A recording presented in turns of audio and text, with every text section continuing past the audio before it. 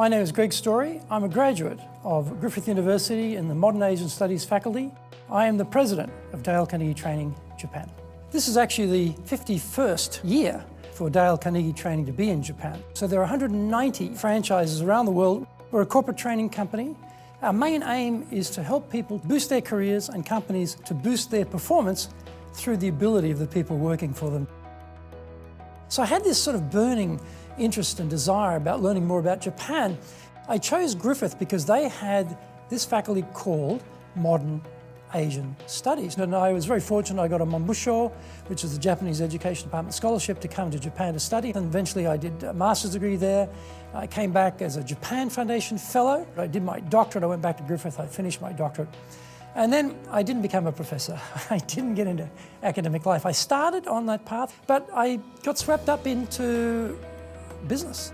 So I started my own company. I started my own consulting company, and I started helping people to interact with Japan. And in that process, I became well known in Brisbane, and I got then headhunted to open a brand new operation on the ground in Japan. Japan moves at a fast pace. This is probably the fastest moving business environment on the planet. So you've got to be at the front of that. Well, how did I wind up in Japan? You know, why am I running my own company in Tokyo as an Aussie, as a boy from Brisbane? Well, I originally had a very strong interest in, and still have a very strong interest in, martial arts. I've been doing Japanese traditional karate now for 42 years, and I started as a 17-year-old in Brisbane, and I found something very perplexing. My Japanese teachers had a completely different way of looking at things from me, and that's my first real hard, close experience with a cultural gap with Japan. And I realized, oh my God, if I'm going to master this art, I have to understand the Japanese way of thinking. And there's only one way I'm going to do that, and I've got to get to Japan. So I had this sort of burning interest and desire about learning more about Japan. And then I got a scholarship to study. I was very fortunate. Gough Whitlam, thanks Gough. When they brought in the no fees policy for students back in the 70s, that allowed me the opportunity to go to university. I'd been working in offices, and I went labouring for a number of years to put the money together to go to university, and then with the no fees policy it enabled me to do that. And I chose Griffith because they had this faculty called Modern Asian Studies. Now, in those days, if you did Asian studies, you probably did antiquities or you did literature. You certainly didn't do anything which was current. And I thought, wow, this is, you know, Asia, particularly if you were growing up in Queensland, where we had a very close relationship with Japan, probably more than the rest of Australia, maybe bar Western Australia.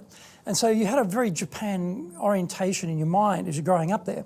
And I thought, well, Asia's the future. And Japan at that stage was definitely the leading country in Asia, and I think in many regards still is amongst the leaders. And so I thought, well, this is where I'll start. Now, if they'd had international business, I would have probably chosen international business, and the faculty has now become part of the international business faculty. But in those days, it was Modern Asian Studies. And so what a revelation that was. You know, as a young person, I was 21 by the time I got to university, and my professors, they were often in their first job of teaching, and they'd come back from Asia, many of them, passionate people, fired up.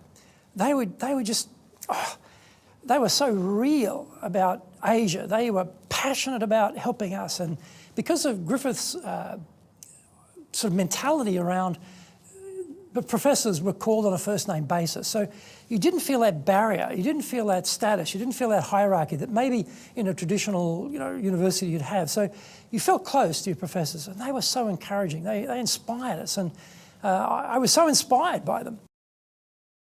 I didn't become a professor. I didn't get into academic life. I started on that path. I almost got there, but I got swept up into business. I kept on getting these phone calls from everyone, you know, hey, Greg, you know, you've been in Japan, you speak Japanese. I want to buy something from Japan. I want to sell something from Japan to Japan. I thought, that's interesting. So I started my own company. I started my own consulting company, and I started helping people to interact with Japan. And in that process, I became well known in Brisbane, and I got then headhunted by what is now called Jones Lang LaSalle to help them with their Japan business. And once I got into business, I loved it. I thought, wow, I'll go back to academic life. I'll get there, you know, I haven't got there yet. I'll get there. But I never went back. And so I stayed with business, and it just got more and more interesting. And then eventually an opportunity came up, and this is extraordinary, this is back in '92, to open a brand new operation on the ground in Japan. Trust me, as an Aussie, you're probably talking, the fingers of one hand, the number of people from Australia who would have had that opportunity. And I saw that opportunity with Austrade. I wasn't particularly interested in joining the government, but fortunately Austrade was not very bureaucratic. It was a very fast-moving, very business-like organisation. They wanted people from the private sector. They wanted people with business backgrounds. They wanted people with country specialities. I fitted that bill, and it fitted me. And I opened the office in 1992, and we had Paul Keating, Prime Minister of Australia, come and open it, which was fantastic. And then eventually I went to Osaka, ran the operation there. I had John Howard come through when I was in Osaka. And then I eventually came back to Tokyo to the embassy. And then I left the embassy. I had an opportunity to join the Shinsei Bank, which is a Japanese bank here, to turn around their sales team. Because by that time, I built up a reputation as someone who knew a lot about running sales teams in Japan, because that's what I was doing in Austrade. And I started in the private sector in banking here. And that, again, led me to run the National Australia Bank. And then at some point, corporates, get a certain thing about them that's no less attractive, and I decided to work for myself. So now I run my own company. Yeah, Dale Carnegie Training's objective for our clients is actually quite a difficult objective. It's behaviour change on the part of the participants of our training, because you can get the training, watch the TED lecture, read the book, get the article, but you don't do anything with it. This is the nexus where we really have to break through and help people to use what they learn in the training and apply it into their careers, into their jobs, into their companies, so that there's an outcome that is something that's viable for both the company and the individual. We're covering all of Japan, so it's a very big market. I mean, from where we're sitting, if you get up high enough and you look around the sort of horizon for 30 kilometres, you're seeing, 30 million people. And that's just where we're sitting. And then you've got the whole country, 127 million people. So trying to penetrate such a big, competitive, well-heeled market, not that easy. We have lots of competitors, lots and lots of competitors, from the very big players down to the one-man, one-woman bands. So how do you break through? How do you break through all that noise? I think for us, that is one of the critical issues, and part of it is quality, part of it is consistency. Again, it's a very thin pipe through which we draw our trainer team, and so they are the elite. They are the Rolls-Royce of trainers in Japan, and that gets attention. So word of mouth, very important, reputation, very important, and then, as I said before, trying to get that message out through our ability to use the media, use paid media to do that. I'm a person who loves a challenge. I love building things. I love trying new things. I love experimenting. So in all the roles I've had in my career to date, whether it was with Austrade, setting up a new operation in Nagoya from zero, whether it was coming to work in the Shinsei Bank, going into retail banking with no banking background particularly, and turning that around, coming into the National Australia Bank and trying to broaden the range of things we did there. They're all very great challenges for me. And coming into Dale Carnegie as well, it's another one of those very major challenges of building the company, building a reputation, establishing the brand in particular pockets that don't know the brand, building the people within the team. There's lots and lots of layers to running a company, but it's that challenge factor that gets me up every morning and looking forward to coming to work. And I'm a permanent student, or a perpetual student. I have never stopped studying. And I think, when I was at university, sometimes my fellow students say, I can't wait to get out of here and don't have to study anymore.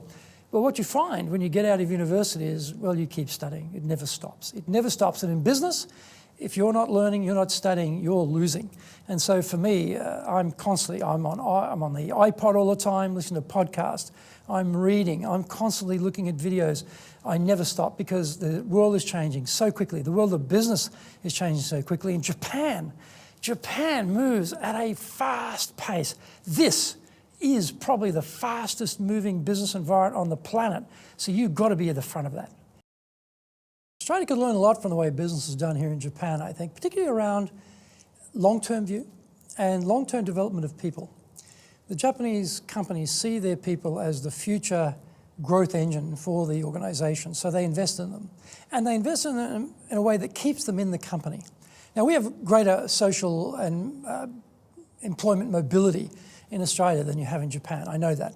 But if you make the company attractive enough, people will stay. And I think that is something that Japanese companies reap the benefit by investing in their people. I think Australian companies could do a lot more in that area. I think long-term strategy also is an area that Japanese companies are very advanced in. They tend to see a much longer horizon than maybe Australian companies do. We're driven by quarterly results, maybe not as much as the States, but increasingly so. And I think that's to the detriment of long-term strategy and planning. So they're two particular areas. I think that maybe another one is trying to be a bit more open, I think, to fast-paced change. Japan has gone through a huge amount of change. Lost the war, devastation, rebuilding. You know, Australia, I think, is going to go through a lot of changes too, and I think there's a certain amount of flexibility that the Japanese have shown through that process that I think we're going to have to learn as we go forward. I think Australia, if you look at it from the Asian point of view about being, having that integration process I talked about before, there's not a big interest.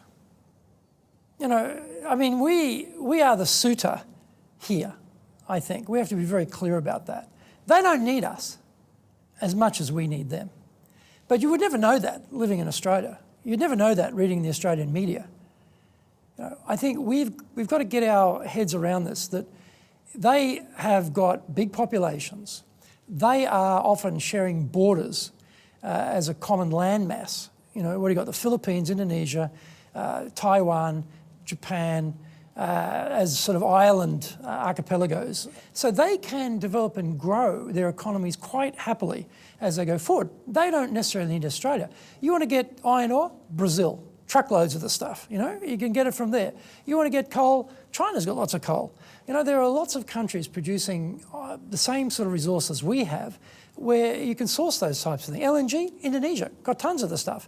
So the integration part is for our benefit, actually. And we are the suitor. We have to be the ones who bring something to the party here that makes the whole equation work. I met Professor John Wellfield, and he's your fully fledged genius. The man is a genius, honestly. And his lectures were just so challenging and so mind-boggling and so learned. And he really inspired me to be an academic. When I saw how he could combine information into new ways and bring knowledge out of those combinations and insight and angles, I thought, wow, this is really fascinating. So that was, again, a big turning point for me, particularly on the Japan area. I really wanted to, you know, grow up and be like him type of thing, you know, and so that also encouraged me. I wasn't studying Japanese language at that point, but I was studying Chinese, which was challenging enough, thank you very much. But it sort of did provide a base for me later when I started to study Japanese here in Japan. And I guess, you know, coming to Japan, that was a big turning point because, again, that culture shock I talked before about with the Japanese senseis, the Japanese karate masters, just magnify that 100-fold on the ground here. You know, everything was just so different. And I'm a very determined but also stubborn person, so I found, you know, trying to adjust to something so radically different was very challenging for me.